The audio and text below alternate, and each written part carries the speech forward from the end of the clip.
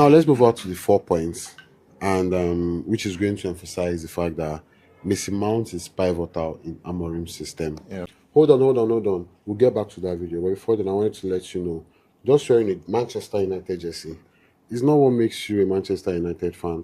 Actually engaging is what shows that you're family. Don't just watch United games. Leave it with us. Now, all you have to do that is to like, share, subscribe, and then leave your comments in the comment section. Let's stay unified. We've already known that before. We've already seen it before.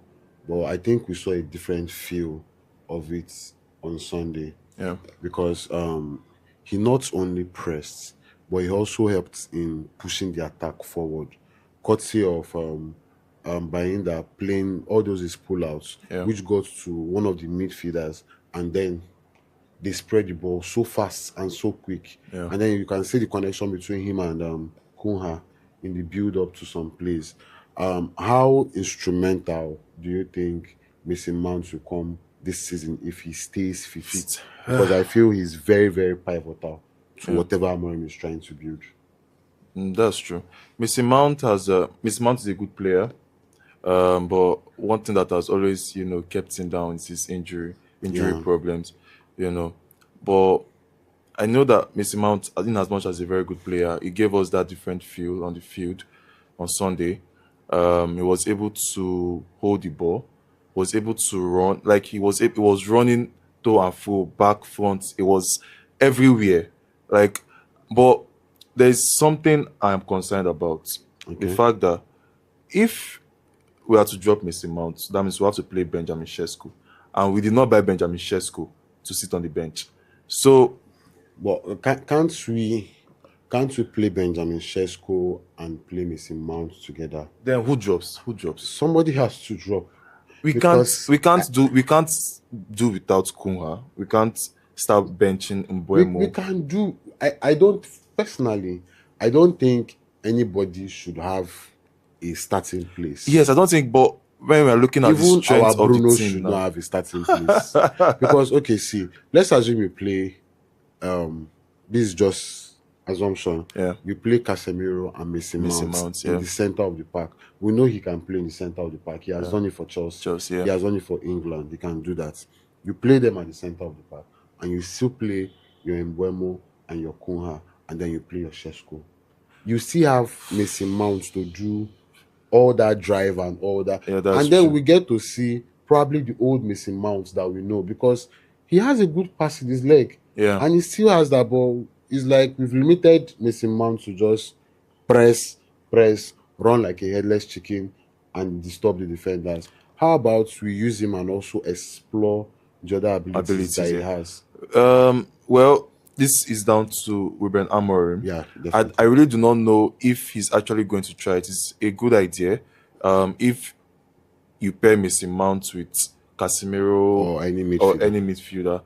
But right now, if we are going to be doing that, I don't think Amorim is going to play Mason Mount in the center of the park. I don't know why, if he feels he does not trust Mason Mount. No, because if we watch the Arsenal game, it was Bruno that was at the center of the park. I don't feel it's Mason Mount about was just trust. I feel it's about someone who can actually press from the front. From the front, yes. Because that press has to start from the front. We know Bruno can't do that. Bruno cannot do that. So now I get what Amorim is. That is why I was watching the game on Sunday. I was like, can we play with 13 men? Yeah.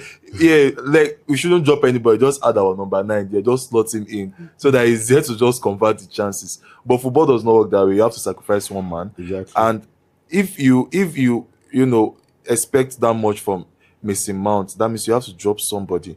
It has to be either Bruno Fernandes or it has to be one of the 10.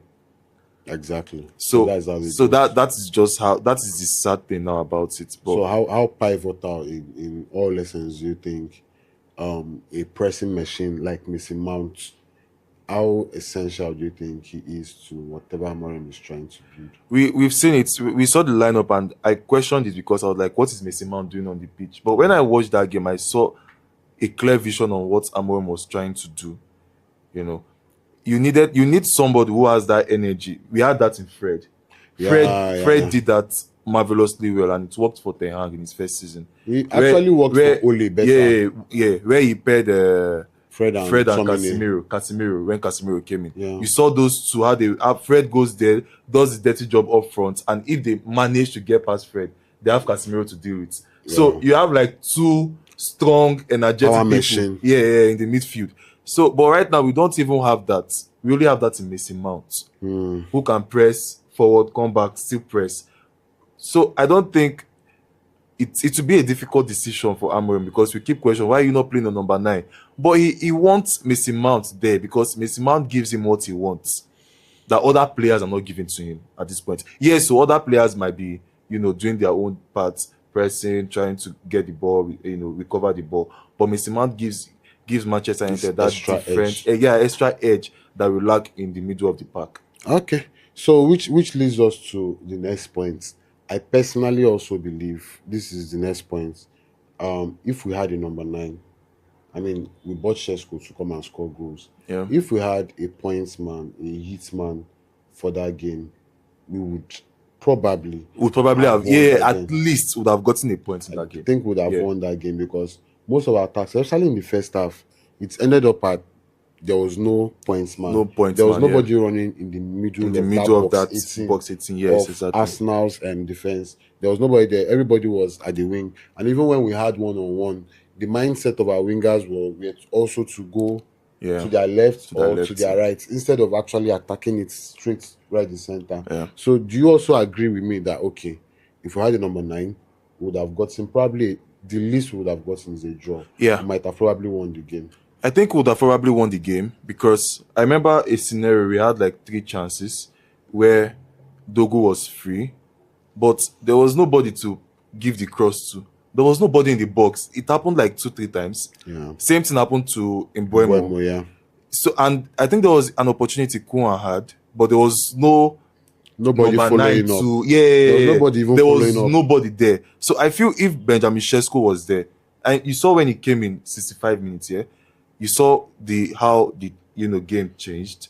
Arsenal defenders had to now like sit back more, because they knew that, okay, now there is a number 9, there's a threat, which Manchester United lacked major part of the game. We were a threat going forward, but we did not really bite that much. So if you notice that in the second half, when Sesko came in, we started exploring more chances. There were opportunities, there were spaces for our 2 number 10 now to roam freely, because Sesko was driving, the 2 centre backs in Gabriel and Saliba, driving them out of position, then creating opportunities for Koeman. So I feel if Sesko had started that game, if Sesko had started that game, I think we would have gotten away with the points, or even the 3 points large. Okay. So let's agree that, okay, we would have probably gotten the points, or the least a win. Yeah. If Sesko came in. I actually believe that